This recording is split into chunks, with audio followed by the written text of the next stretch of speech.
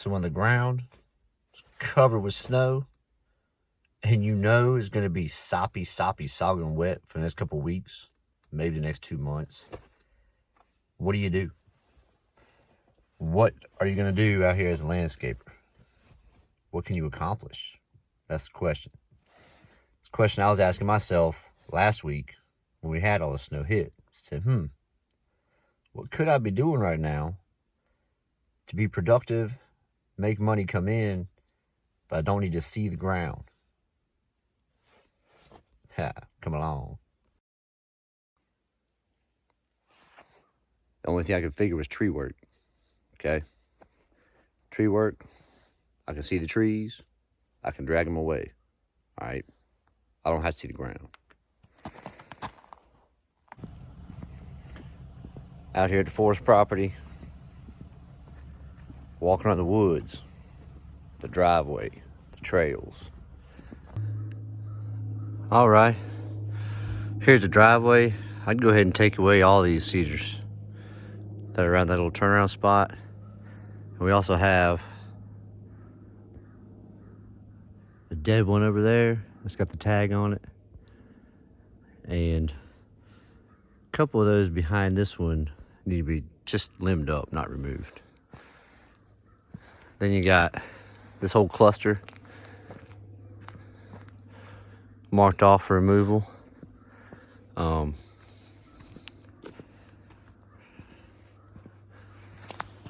Let me know about that pine tree. All right. If you want that out, we'll take that out too. I didn't mark him.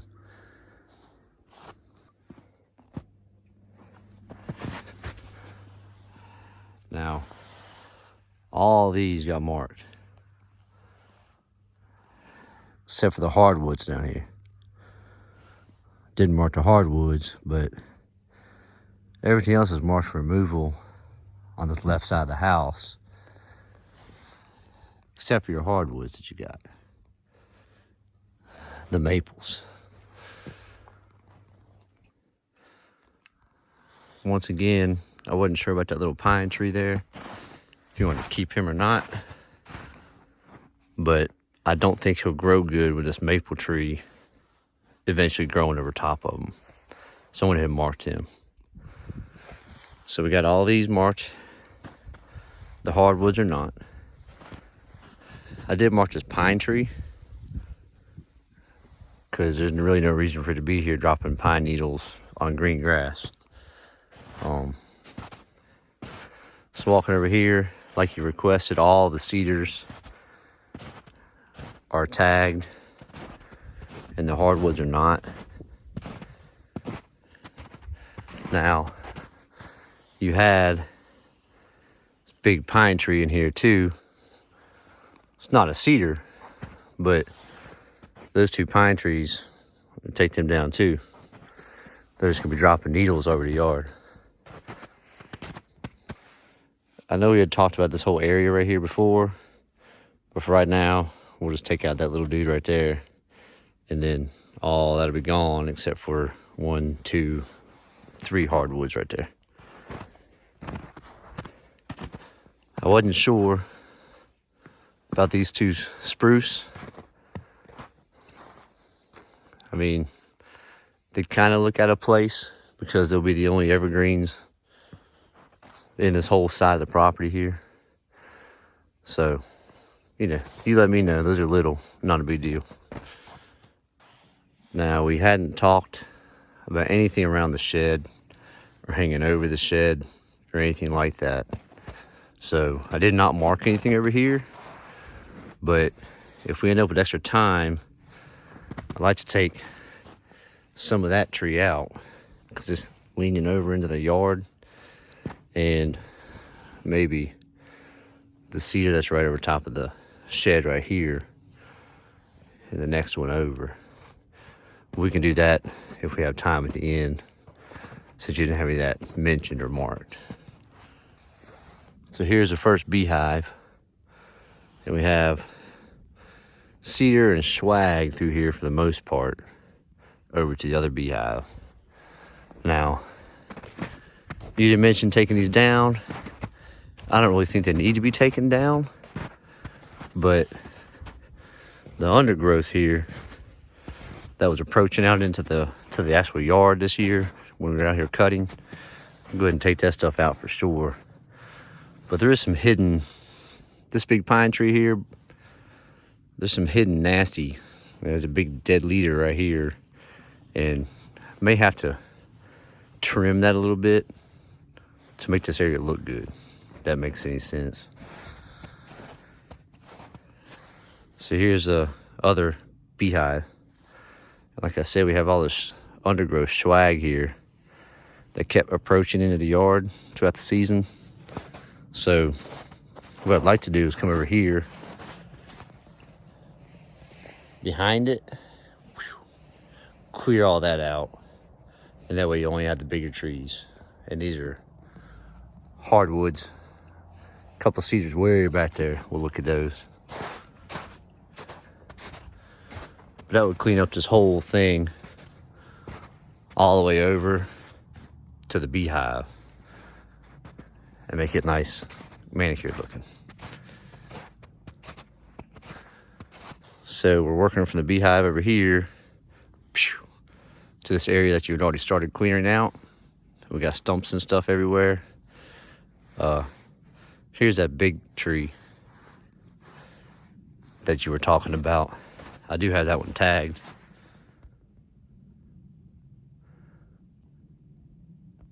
And that one.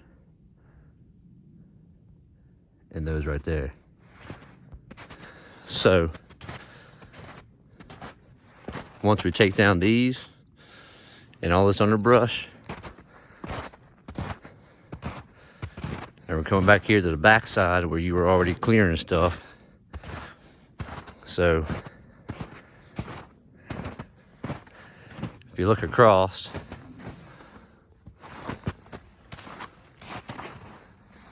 everything from here up, let's see here, there we go.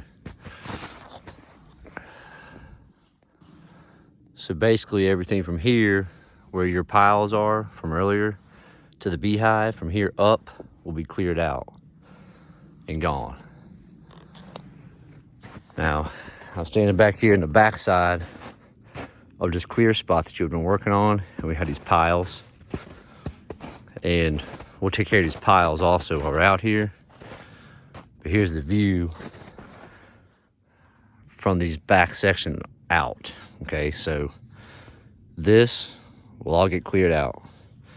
All these big trees here, they are marked, all of them.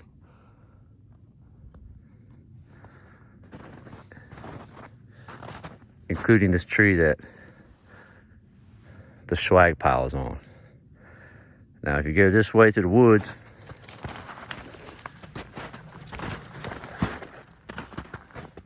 you'll see here where basically it cuts right through here. All right, so from here over, we'll be all clear, big trees and small trees. Let's go up here and take a look at these bigger trees that we got.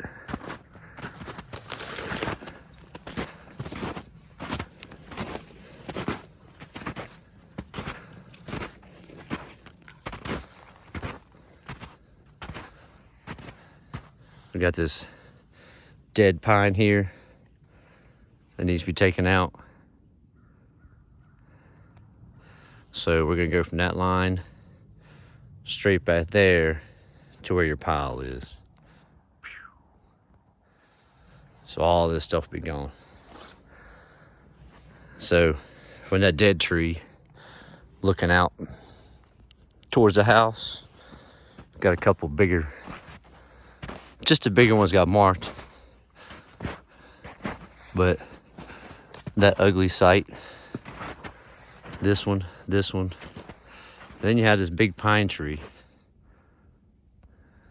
That one's pretty big, round, but I think with the leaders on top and the height that it is, you know, it's not going to take the house out if it ever falls under ice pressure or whatnot, but it could reach that corner of the house and possibly, you know, tear the gutter off or something. But we can take it safely down here. I can climb up it take this 1 liter, take that other liter, and then put a line up here and then pull the trunk this way away from the house. Not a big deal. So inside that cluster, all those trees have been marked for takedown and removal.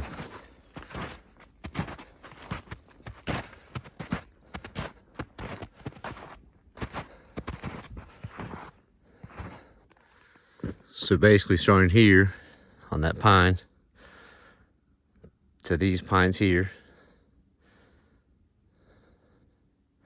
to these here, all the way down, including the big ones you had marked.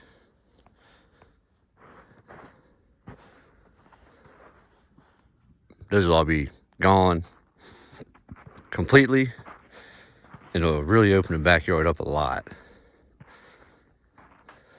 So you'll see here's the house, and here's where the hardwoods are, and the little Christmas tree that you wanted to keep right there. So we'll have these hardwoods here. Directly in front of me is that big pine tree that I pointed out. So basically looking, once you cut the property straight back to your piles, all that will be gone. Pretty sure this is what you're looking for. So yeah, since we're gonna be here with the machines and the chipper, I was gonna go ahead and leave this corner bush, but go ahead and remove all this stuff while we're out here and chip it into the wood while we had that chipper. Just makes sense because we're clearing all this out anyways in the future. And it will leave this front same as it looks now, all trimmed up, nice and manicured, until you guys decide to do the deck. If you don't do the deck this season, or this tree work pushes the deck project back a season, then we can bring in about 3 scoops of mulch and just put a mulch here. And that will last you another year till you guys decide to do the front porch and the re-landscaping here. So yeah, we're down here at the driveway now. All right, we're down here at the creek area, and we got that tree that fell cleaned up. This tree right here that fell needs to be cleaned up. Real quick over here,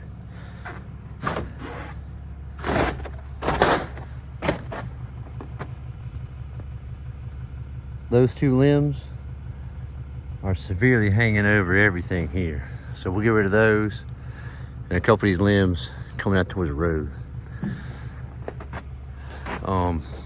I'll walk down here real quick. Right there is the big gnarly tree you were talking about. It's covered with vines, or it was covered with vines.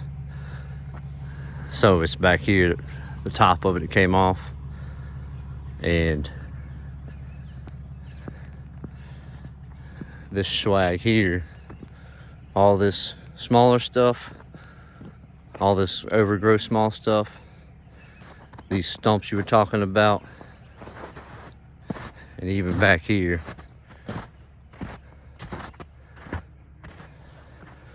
all this big swag, all the big stuff that's down, leaning on stuff. Definitely get all this stuff cleaned up. Now you'll see these vines still attached up here on this big tree. So I'll probably go ahead and snip them off. Maybe that limb. Try to get these vines to where they're not growing anymore. Or hanging down, because right now they're just hanging. See?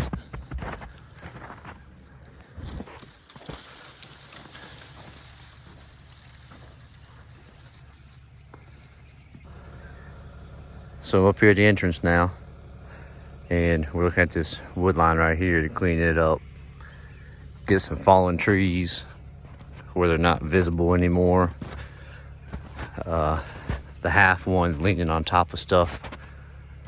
You know, a lot of it in there that's sideways, where it's falling, and it's, you know, 6-7 feet off the ground, and it just looks bad. So got these little piles of swag right through here, right through here. Actually, that one right there, that dead pole just come out, take it out. But nothing else big here, because anything big here, power company. That's power company's cut line here. So we'll let them take care of the bigger stuff if they see fit in the future, but really don't see power line cut through here. I really don't see any reason in the future for them to come back through here and cut, because there's plenty of clearance here going all the way down. So we'll concentrate on cleaning this stuff up, because like we said, we'd like to have a row of laurels, skip laurels, going right here in front of it to the driveway, to have a nice evergreen shield going on that wood line. But yeah, that was the forest property. That's the scope of work we're looking at, and I already know what I'm gonna price it as, because it's a lot of work. It's gonna take a lot of time and a whole lot of strength and effort to accomplish.